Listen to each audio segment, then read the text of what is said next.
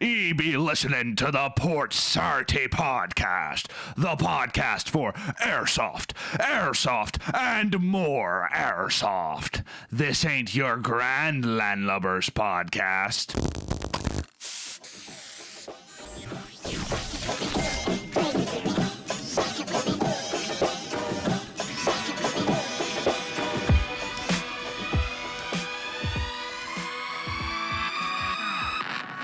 Waking up to ash and dust. I wipe my brow and I sweat my rust. I'm breathing in the green gas. Green gas. Dude, don't breathe green gas. Don't huff green gas. Do not huff Ladies green gas. Ladies and gentlemen, this is your official announcement to not huff. Don't huff the green gas. Green gas.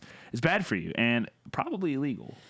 It might be. It's actually just propane, so it will just kill you. It will actually just kill you. I don't think you get high. At the very least, you can. It'll kill your brain cells, that's for sure. So don't do it. Welcome back to the Port City Podcast, everyone. Yar. This is episode 69. 69, dude. And that's funny because... It's the weed number. Yeah. I'm sorry, I just had the idea. We can't say it. Oh, no? So you may have to cut this out. Okay. But I just had the idea of... and if you don't know what 69 is, ask your parents. Yeah, no. Yes. Don't do that. Dude, your dad used to do that to me all the time. Yeah, you'd ask and something. then I would go ask my parents. Yeah, and then your parents would be like, yo, what? Would they go to your dad and be like, why are you... I don't know. I was 9 years old. Dude, I wonder if that's what was happening. I just didn't realize it. But that's hilarious. Well, anyways, we are here and we're talking about... Corbin, tell them what we're talking about. So, we're talking about airsoft gear. Because what else we're talking about Airsoft on this Airsoft Dude, we're talking about Airsoft on this podcast. I think today we're going to talk about the geopolitical climate. Yeah, we're going to talk about the situation in Ukraine. No, this is the episode where Isaac and I reveal our political opinions. Yeah. And they're wild. They're insane, I'll tell you that. Yeah. You've heard of the radical right, dude, and the radical left. You know dude? What just really, you know what really grinds. I'm a part gears? of the radical up. Yeah. East is up. I'll tell you what really grinds my gears. I just get so angry, dude. I'll tell you, when I found out about the pay gap, dude, oh my gosh, I'm literally spitting angry. Dude, he's flexing right now. He's hulking out. Angry. I'm 6'2", by the way. What does that have to Sorry. Oh, sorry. I dropped my feminist literature. Let me just... Yeah. Oh, hold on. Isaac's, he's doing the work. Yeah. He's actively doing Sorry, the work. Hold on, everyone. Isaac's doing the work. We're talking about airsoft gear today, but in a very specific way. Kind of just talking about upgrading your gear to improve your game, right? Because hey, can I say it's all about the game? It's all about the game, dude. It's all about the game. So this is a topic I kind of want to preface all of Preference this, dude. You've heard of pronouns. Yeah. Wait till you hear about verbs, dude. Adverbs? Whoa! So here's the deal, right? Yeah. Tell me the deal. Having expensive gear, all this, nice plate carriers and all the all that stuff, doesn't make you a better airsofter, right? It doesn't. It's important to play the game of airsoft first. And that's most people, right? Most people who get started in airsoft, well, with some exceptions, most people who get started into airsoft are just buying a blaster and coming out in t-shirt and jeans. And that, I feel like, is a good place to start because you are raw. You are a blank canvas. An operator. Truly. No. Now, something I will say that we're seeing more and more of, and we kind of have an example of this from a friend of ours. You do have people who have not played airsoft but do follow airsoft content and do end up wanting to get into it. And the way that they get into it is by spending $1,000 on nice blaster, expensive plate carrier, BDUs, and all this stuff. Okay. That's okay. But you don't need to. Then those people get frustrated when they are not good at the game of airsoft because they spent all this money on gear and it's doing nothing for them. Sure. Yeah. So you kind of have two sides of the same coin there, where like you what is that? What are you doing? It's just a hair tie. I'm just sort of fidgeting with it. Oh. Sorry. I'll stop. I'm distracting the class. Anyways, before I was so rudely interrupted. Yeah, right. Yeah. My bad, guys. Yeah. So kind of two sides of the same coin. It is so crucial to get good. And that's all I'll say. It's important to get good. And what I mean by that is it's okay if you are not good immediately at the game of airsoft. It's to be expected. It's to be expected.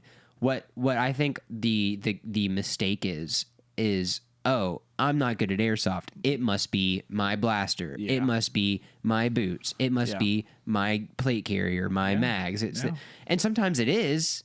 But most of the time, it is no. When you peek cover, you're sticking your entire body out and you don't just understand, getting lit up. You don't understand when and where and how to move. That's my. So I was talking with Ethan on the field. Positioning is like So most important. of airsoft. And I was talking with Ethan on the field this past Saturday, and I was like, dude, I'll say this. Ethan's like 6'4". He's like insane. 6'7". Yeah, he's like 6'8", 37-inch vertical leap. 37-inch vertical Yeah. leap. But I don't think he's the back-to-back. I don't think he is the back-to-back. 1993. Well, he's 94? younger than me, so he wouldn't be. But anyway, when I was talking with Ethan, I was like, hey, man, listen, here's the deal. If you are just like out in the open, if you're running to a piece of cover or something like that, or you're just kind of like, out there, I'm hitting you 9 times out of 10. You're done for. But if you get behind a solid piece of cover and I'm having to like shoot at you while you're peeking me on a corner, it is almost impossible to hit you. So that right there has nothing to do with the expensive plate carrier that he runs, or the expensive blaster that he runs, or the nice like HPA setup for his pistol, or any of that stuff. It has nothing to do with any of his gear. It is he knows how to peek cover. He knows how to play the game of airsoft.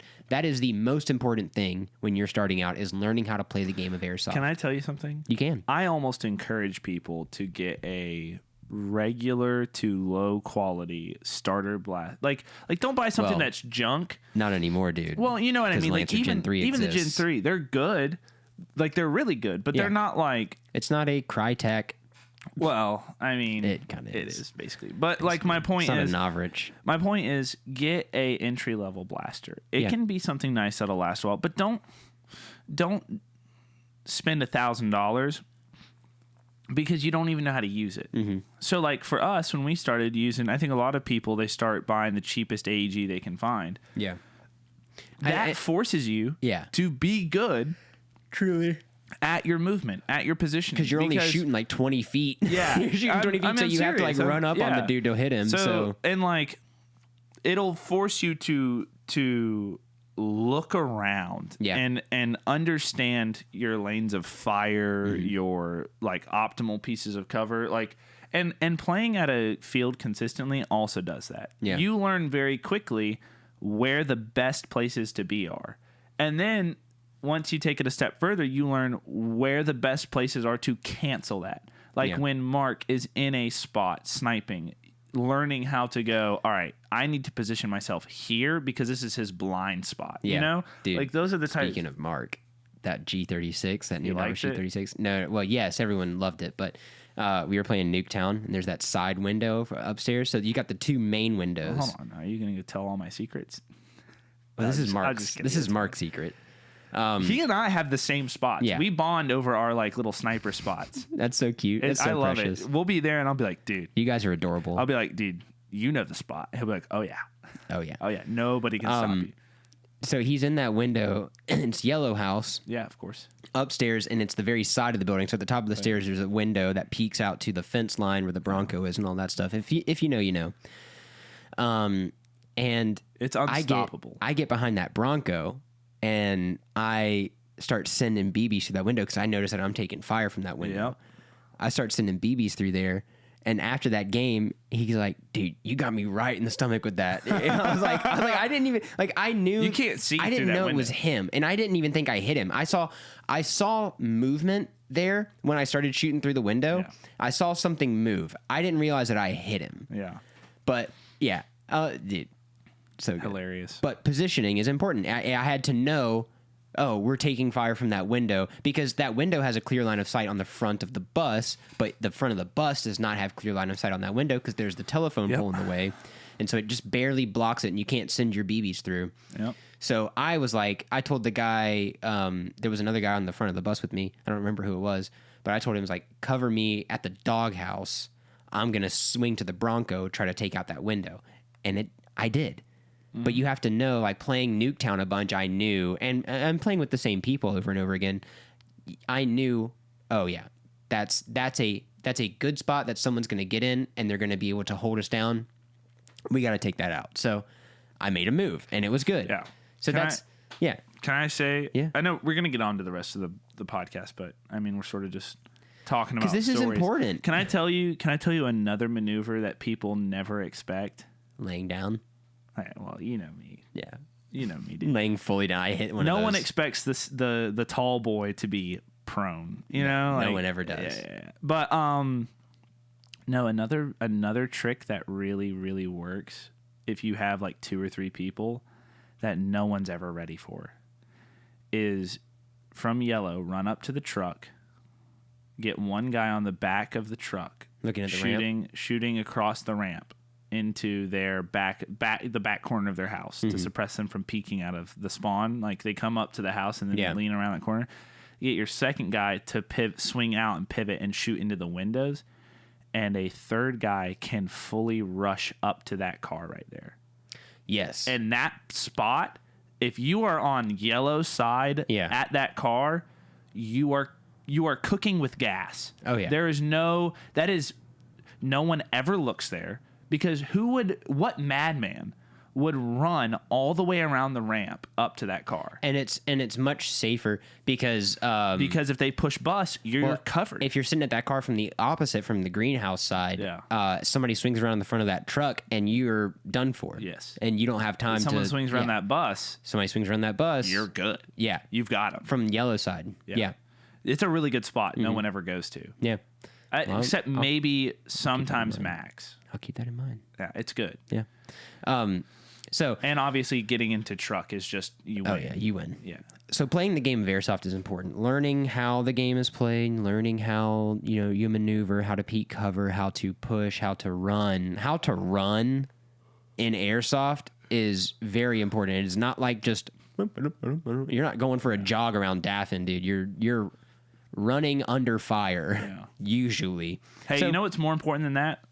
Learning how to call hits while running. Yes. Oh my god, Dude, people think that once they hit, they got iframes. I swear, people think that if they're at full sprint, they have iframes. dude. Yeah, dude. Shay's been saying his whole thing is when that happens, he's just like, oh, well, we're playing with gods. These are unkillable deities. Yeah. He's like, so in that case, we're doing pretty good. We're actually doing all right. We're actually doing really good if we're fighting the Lord Demigods, himself. Yeah. Dude, That's rich coming from Achilles. right. So important. The other important thing that a lot of people You good? that was weird. You get like a feedback or something? Got like a I don't know if that's coming through the recording or not, but Might have bumped the power cable. I don't know. Anyway, another thing that's super important is figuring out your play style, right? Oh yeah. Some people are like Ethan, what I was saying, Ethan is not a sprinter. He's He's not going to run up into... No, and he's built his kit to compensate for that. He runs mostly like a DMR build. Yeah. So, he'll get up there. He will. He'll get into your spawn. Oh, he pushed me a couple times with Max. But he'll do it in like a sneaky yeah, he's no not one- going to sprint from Yeah. their spawn to, whatever. I feel like a lot of our boys that we run with will jump straight down, like Drax style, jump down the down the enemy's throat. throat. Yeah, they do. And cut them up from the inside. Yeah, we do. Watching Shay Watching Shay, really? I don't know what it is. Is it bad? No, it's just like every so often it'll like do a little crackle. Weird. Let me check my cable. Me more.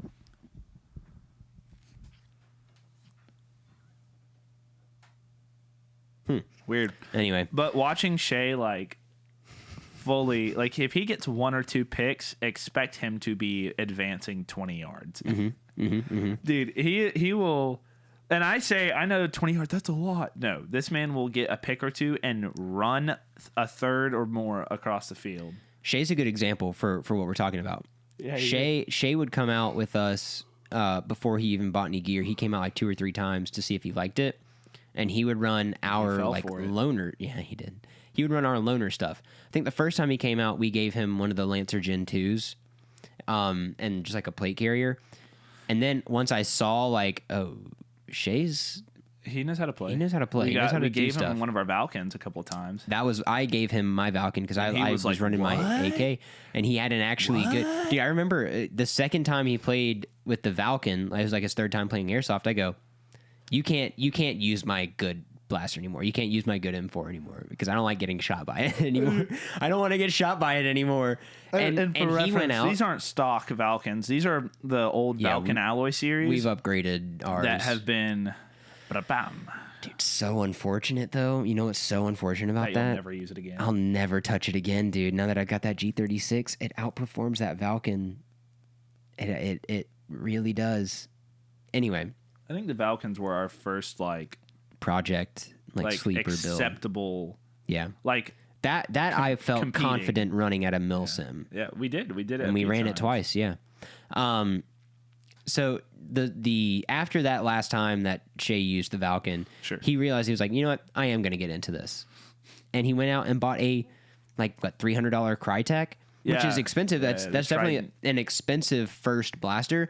But Shay already had the basics down. He knew how to peek cover. He'd been playing for a while. He knew what to do. He knew his play style well, so he bought something that compensates. He didn't buy a vest. He just bought a belt, and that's one of the other things. I don't think he had a full kit until OSS. Yeah, he bought a lot of that stuff for OSS. So, yeah, and if you don't know what OSS is, it's Operation Sovereign Shield. It's just a cool little event. It's just like a little event. Dudes put on here in Savannah, little airsoft event. I was working with a guy. And he was wearing a Sovereign Shield patch. No. He saw this mug that I've got here. If you don't know, it's the Port City Airsoft Kraken mug, the coffee mug. Check it out on our website. And he saw the design on it. He goes, "Dude, what's that mug? What's that design?" I go, "Oh, this is my buddy and I have a airsoft company. We run events out of a local field, and this is just some of our merch." I was like, "We made this design." He's like, "Dude, it's a good looking mug." It is. So it's sharp.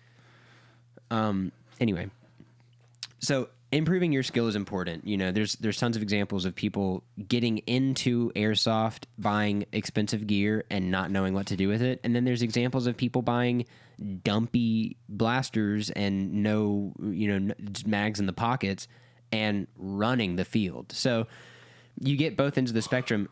I think all of that to say, the wand chooses the wizard. Yeah, and it truly is. All of that to say, having all of this nice stuff does not make you a good airsofter as much as having bad gear. Well, having not expensive gear, having, the not like the best stuff doesn't make you a bad airsofter. People get kills with the golden gun. Exactly, dude. People get kills with the golden gun. That thing shoots the golden 5 what, feet.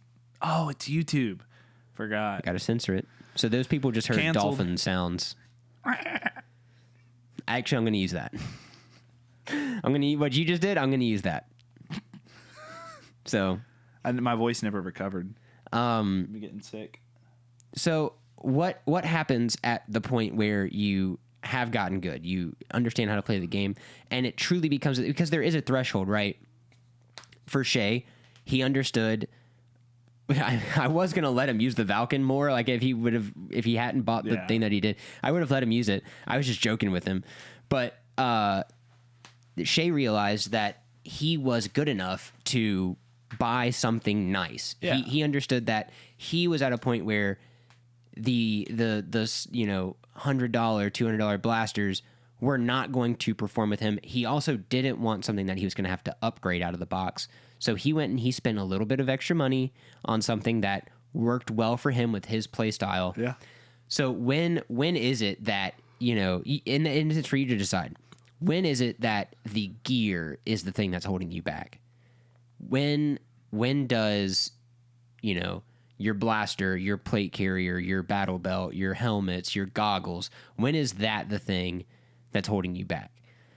And again, that's something you have to decide. Goggles first, man. Goggles first, dude. I cannot bro. stress. I would every single day of the week rather play with a $200 dinky little starter blaster and have a dye mask or an X-Fog setup. Yeah. Before I run a $700, HPA laser beam and have fog. Yeah. Goggles first, man. Goggles first. Invest, dude. Drop the 50 or whatever bucks it is for an X-Fog. Dude, it's also a little sleepy. part of that is it's important to get familiar with your kit too, what you have, because all of this branches off from what you start with, and that's all just time. Yeah, that's it's all time. Just repetitions, Because even if it isn't a super nice plate carrier, Wyatt you've run it for reps so in long on the hammock, oh yeah, laying there. What are if you know, you know, getting my reps in, dog. Yeah, when you get started, there's it may not be the nicest plate carrier in the world, but you've been playing with it for so long that it becomes a part of you, and you feel confident wearing it.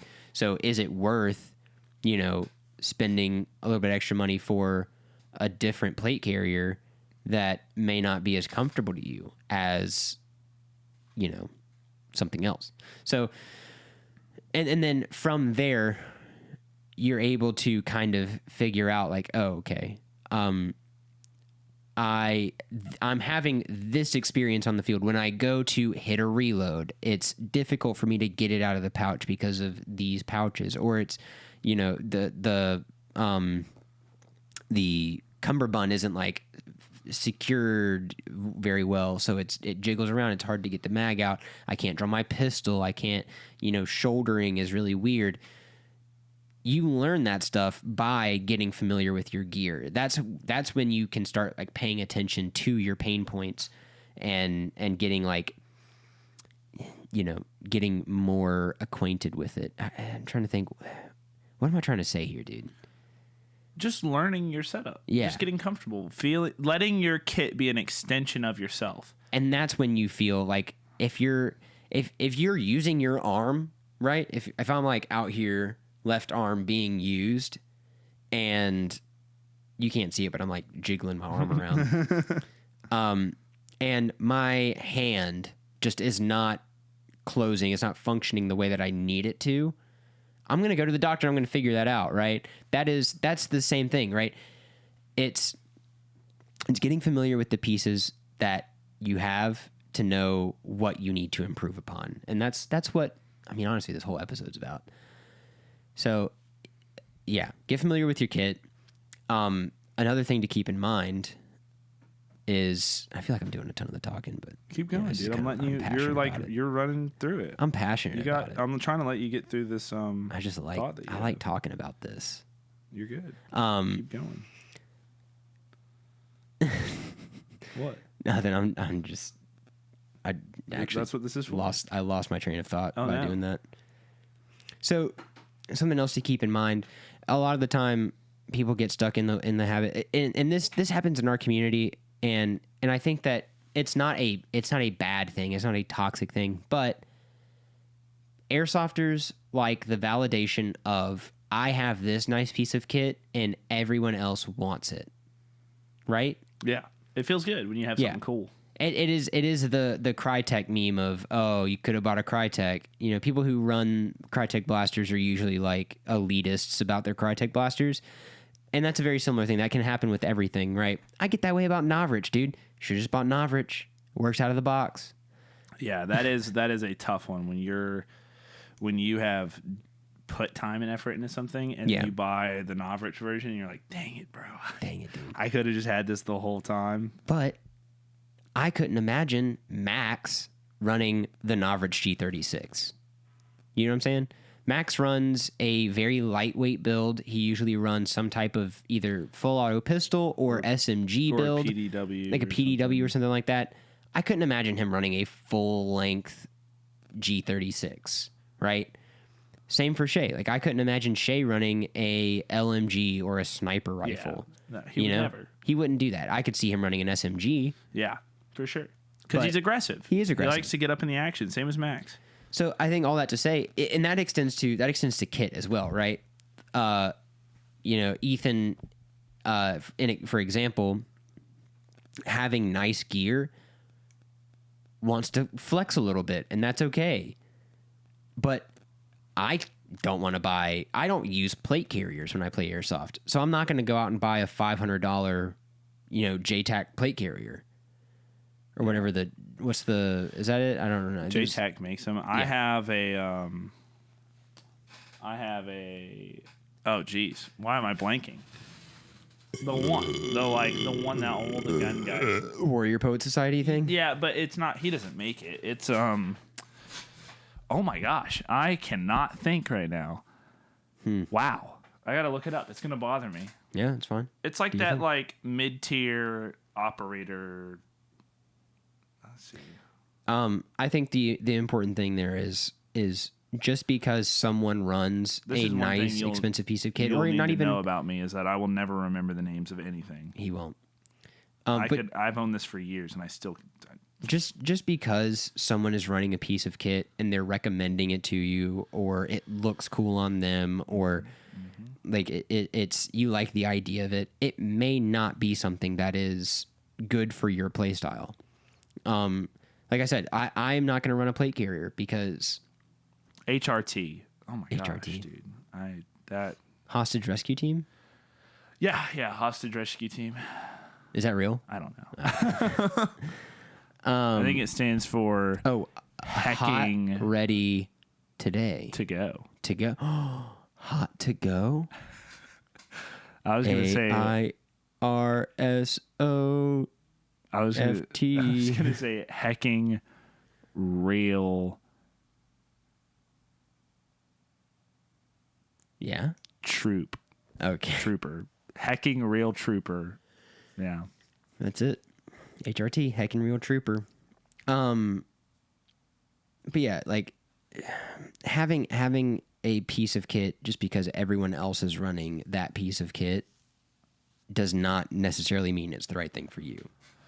And there is a threshold you reach. All right. And I think we are at this point, right? If you've listened to the podcast and you followed us, we played, well, I'll give like the elevator TLDR? pitch. No, so we started playing Airsoft when we were kids. If you listen to the last episode, we played this. Or if you're on Patreon, check out the Ready Room podcast. Every episode that you see here on YouTube has an additional like 45 minutes to an hour of us kind of continuing the conversation. Think of it as like additional content. We have those hosted there for every episode on YouTube. We've got an additional episode that we post to Patreon. And we talk a lot about, more so stories, just sort of like, if you enjoyed the episode, the content, and you want to keep listening, there is more. There's funny stories that you can listen to. But we started playing when we were kids, got into it, playing in the backyard, playing at friends' houses, the pipeline of Springers to AEGs to buying kit to running, nicer equipment to actually wearing full seal iPro. And, we got to the point where we were playing consistently at Hoppers when we were younger, and then for reasons sort of outside of our control, that kind of became something that we weren't enjoying as much, and we took a break for a couple of years, and then kind of got back into it with the Port City content and trying to host events. We're back at Hoppers playing regularly. And for a while, we felt like, man, we just like spend so much time working on Airsoft that we're not playing enough. And we're not as good as we used to be. Like, it was a thing of we were not getting the objective. We were not pushing. We were not making it happen. And one day we just sort of woke up and we're like, you know what? We need to get good at airsoft. And this has been sort of our journey, is getting back into it, trying to get back to a level where we're competitive, and we are, you know, it is a fun, aggressive competition on the field, you know. And I think we're getting to the point now where we're getting more comfortable. We're getting the reps in. We're playing. You know, we're the ones pushing for momentum on our team, and like when we have players on there who are ready to, match our freak, as it were, we're locking in. That's what the F in airsoft stands for. Yeah, we're working together, and we're kind of getting some cohesion now. And we're at the point where we are having conversations of, man, you know, if we had a comms set up, we could like radically change our team dynamic. And we're going to Milsims. If we had nods and IR, and we could do the night ops, and you know, we're talking about like helmet setups and optimal like chest rig or plate carrier setups. Helmet's a great example so myself, Shay, Wyatt, Hunter, like all of the guys that we play with, for the most part, run helmets. What? No, I'm on that helmet slander game, I guess, dude. Isaac hates a helmet. I do. I really do. I like the helmet because I have mounted my X-Fog to it. Now, I've already said, well, we'll get into it. I mount an X-Fog to it. It's easy. If we get into nods, it's easy to just clip it on there. The Ear Pro just goes right on. It's all very versatile. It's very very demure. But Isaac likes a boonie hat. I can't, dude. And I also love a boonie hat. I will only play airsoft in a boonie hat or a bandana. Yeah. I can't do baseball hats. I can't do helmets. I don't know, man. I get you. I gotta have a bandana or a boonie. And so I've been looking into what that, nods on a boonie. Can you do it? Yes, you can. You have to get a special different, and I think they call the main brand, I think they call Skull Crushers. Yeah. But think like Sam Fisher. It is headgear for nods, and that's it. It is the inside of a helmet, of a construction hard hat. Like it is just the band and supports, and they mount, and people are installing them into boonie hats, cutting out slits in the front for the nods to mount. We're talking about comms. How can I run those? Do I run over the ear? Probably not, because it sort of defeats the purpose of the boonie hat. So then what do? Do I run a single earpiece? Do I get like the throat, like vocal monitor mics? And do I run the in-ear shooting Ear Pro stuff? I don't know. Yeah. So these are the conversations we're having now, where it's like, okay, we are now playing efficiently. We're comfortable in our kits. How do we now optimize that? Yeah. And a lot of that stuff is just money, man. I mean, I think we're at the point now where like there's only so much you can do without buying comms, without buying nods. And don't get me wrong, we went to Iron Fury with no nods. Yeah, I mean, and still won a lot of those night ops. A lot of those objectives during the night portion of the event. And we were running. I'll tell you this right now. Corbin and I electrical taped like $10 flashlights to our AEGs, and we're still moving and grooving. And my AEG was a $120 plastic-bodied SEMA M16. Yeah. And we had a great time. I did run a tracer, though. I did. Well, you borrowed that from somebody, though. Well, I brought one, and it just gave up the ghost at that op. And then Ethan was... you got a new one. Ethan was like, I'll let you run mine. I'm not playing. And I was like, dude, yes, let me have that, please. You got a new one, dude. Yeah, I got one. Corbin just got me one for my birthday. Happy birthday, buddy. An Ace Tech tracer unit. Hey-o, we've got the Ace Tech sticker right there. More so just wanted to highlight your birthday, but yeah. Yeah, dude. So again, and again, dude, going back to the premise of this whole episode, the gear does not make the airsofter. The airsofter makes the gear. This is a very common thing in music too. Can I say? Mm-hmm. You need to think of your gear as a tool. Yes. If you are a dude who just picked up a hammer for the first time, you're not very good at driving nails. If you are a professional like carpenter or handyman and you can drive a nail in 1 or 2 hits, that is I'm buying this nice hammer because it's weighted how I like it and it's shaped how I want it and it had like, you know what I mean? Like so these when are I was doing roofing contracting, the cap nails to lay down the tar paper for the shingles. So you have your decking, you've got a sheet of like felt paper kind of, and then the shingles go on top of that. And these guys would, you'd have like hammers where it's like the tip is magnetic, so you put the tip of the cap nail on there and you can drive it in it, whack it. But these guys, a lot of them had just like tomahawk hammers. So it's a hammer on one side and then an axe blade on the other. Oh, yeah. And the handle's like a wood thing and it's just a hunk of steel on a stick. And they're putting the nail on, like kind of sticking it into the wood a little bit to where it sticks out, and then one hit coming down, smacking this thing, doing that hundreds of times a day. Because they're repetition. Yeah. They're practicing. It's the same thing. Why own, like you were saying, musicians, why own a $1,000 to $2,000 guitar that's a Fender custom shop Strat with like when you can't even play a guitar you got from Goodwill. But then at a certain point, right, as a professional musician, if you're going to gigs and you're bringing a $200 guitar that doesn't sound good, you know, but like know where you're at and what you need. Don't go spend money. Like, okay, here would be my example. Back to the goggles. If you have a $200 SEMA and you could just get better at positioning, at keeping your blaster up and ready. You're losing CQB fights because you're at low ready, or you're just looking around the corner with your blaster down. You know, like practice your technique first and then approach buying something better later. Don't go buy...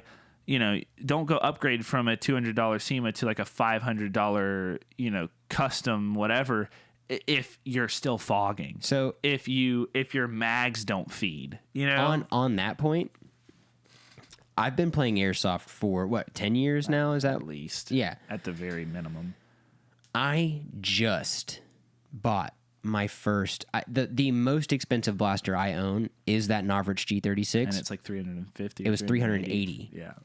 Before that, the most expensive blaster I bought technically was that LCT G3. Yeah. But that was a package deal. It was $300 total for the blaster and a couple mags, right? That G3 is nice because it is a nice replica. It's not necessarily the highest performing blaster that I have. I bought that because pretty good. It does. It does. But it is not like it is not a MOSFET with a upgraded gearbox like a Type bore barrel. It is a Airsoft replica, right? It's just nice expensive replica. because it's LCT. It's a nice replica. Before that, it was the Valken. The Valken was right at 300. It was a little bit less than 300 from Valken, and then I upgraded it to where it is now. I've been playing for 10 plus years, and I just bought my first expensive blaster, and it was under $400. Mm-hmm. So what does that tell you? You don't need to spend all that money to have a good time and to get good at Airsoft. But there is a certain... Do I love that G36, and does it massively outperform every other blaster that I own? There is a certain point at which you do have to consider maybe there is something we could do to improve our team play, and that is the comms. There is, we want to go to these mil sims. We probably should invest in nods for nighttime, but know what you need to do. Yeah. This is a conversation. Honestly, this is relevant because this is the debate we are having within our little group of guys who go. None of us have the money to buy nods, much less analog nods. Mm-hmm. But digital nods are almost pointless because anyone with analog and digital can see your nods. Because they are emitting IR light. IR flashlight out. So then what is the point? Well, my argument to that is anyone with analog or digital nods can just see you already. If you're walking around, they can just see you and you can't see them.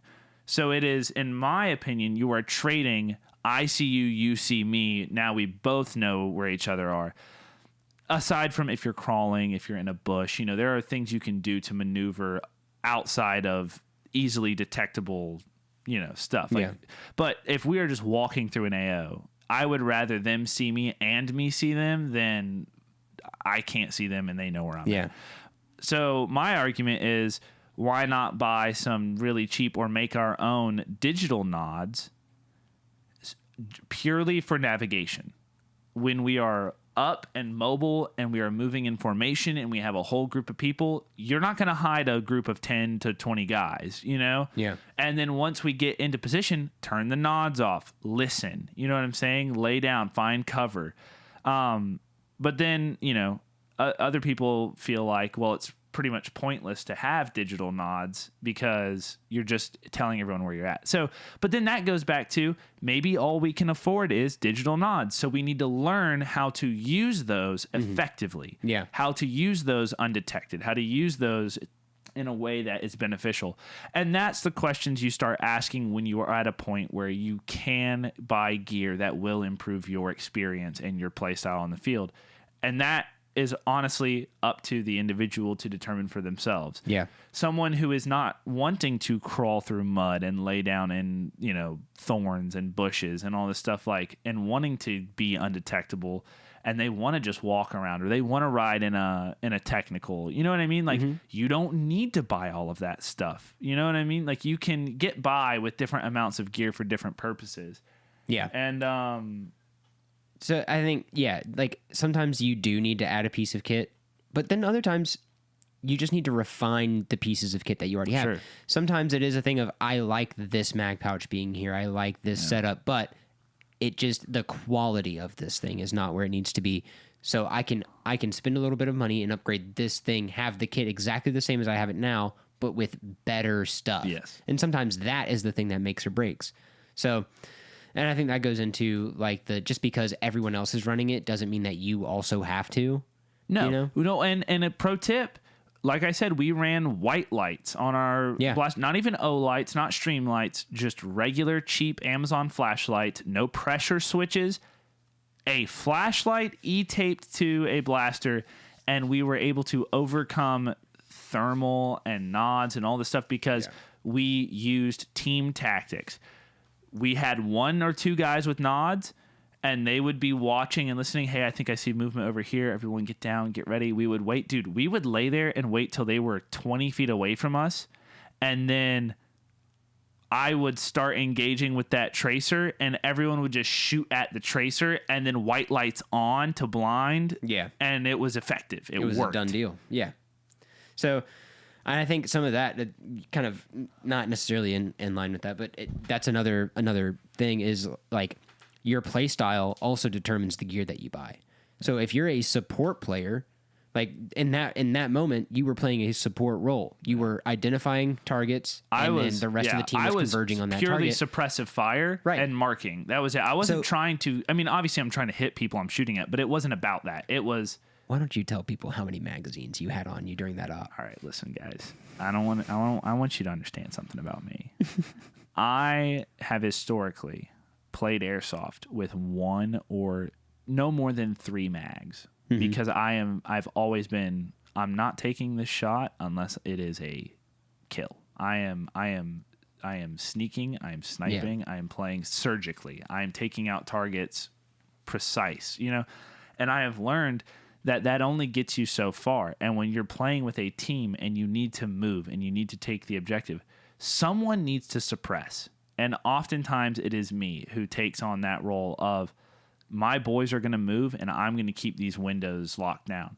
So I've started adding mags. And when I went from 3 mags to 5 mags, from 5 mags to 8 mags, from 8 mags to 10 mags to, you know what, I'm just going to run a full 13 mag, combat load, whatever. Now what are you at?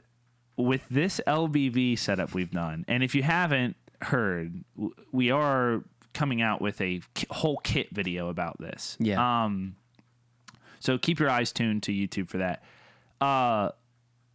I run 22 mags, sometimes 25, depending. And I want you to know I shot through all of those and then some during that night op. Yeah. And what I would do is, because tracer BBs are not cheap, they're not super expensive, but they're not cheap. I pour half into my Odin and then half normal BBs, and I shake it up really good, and then I load my mags. So every couple shots, it's a tracer. So I'm sitting there, and it's semi-only at the, you can't full auto at this op unless you have an LMG. So I'm sitting there just, I have laid out behind a tree and pulled some branches and stuff up into a little berm on my left side to cover me, and laid out like 6 mags beside me. And I am prone, firing. I'm dry. I yell, cover, reloading. I roll onto my back, grab a mag, stow the empty in my dump pouch, and then I'm back up. Yeah. I burned through those mags to the point where twice during that one You had to reload. Corbin and then Wyatt would come to me, pull mags out of my assault pack and butt pouch and lay them beside me, and then hand me my Odin. And at a certain point, I just had like a line of mags in the Odin right there. And every time it would slow down, I'd be like, cover, sit there. I would hear that, dude. He'd be like, all right, I'm gonna step away for a second. And he would sit right there, but I'd hear Yep. Yeah. Suppressive fire works, dude. If you shoot enough BBs, they'll hit someone. It does. But I think that goes to show, like... And if it doesn't hit them, it'll hit them right in their morale. I'm so serious. It does. When they realize they're not pushing, they will not get a push. It stops them. I think that kind of... Yeah. And it's the fact of you understand your play style. It is suppressive fire. It's a support role. So you run a bunch of magazines for you, for potential teammates, whatever. Yeah. So, and that's true. I do carry about 4 to 6 of those mags are for handing to people. There are times where someone goes, I'm down to like 3 mags, and I go, watch this. Watch this. Bam. Dude, now you got ammo. Dude, but like Shay, who's super mobile, runs around all the time, most of the time just runs a battle belt with like 4 to 6 mags on him. And that works great for him because he's got to jump over stuff and do a backflip or whatever, Yeah. So it again. And I pretty much just live by I'm up, he sees me, I'm down. I'm up, he sees me, I'm down. You know what I mean? Like I am up, sprint, taking fire, prone, roll, engage. Yeah. I'm living out of the basically just like the. I don't know if is it the Army? I think it is the Army's like basics field training manual that's like maybe all these different drills. Like it all comes from like World War II was when they were really doing a lot of stuff. But it's like you stand up, you're moving, you take fire, you go prone, you roll like once or twice to your left or right away from where you initially dropped, so that they don't hit you when they start shooting at the grass in that area, and then you engage. And that's like what I do. That's all I do. It is find concealment or just go prone if there's nothing and move so that you can re-engage from a different position. Yeah. Oh, I could talk about this all day, dude. Love this stuff, man. I truly could. And I'm assuming if you've made it this far that you also love Airsoft. So yeah, I hope so, dude. Otherwise, you just listen to this whole podcast and you hate Airsoft. So I think we kind of touched on it. I think the next pieces of kit that we're buying is comms. We're getting our comms. Probably comms, and then work our way towards nods. Yeah.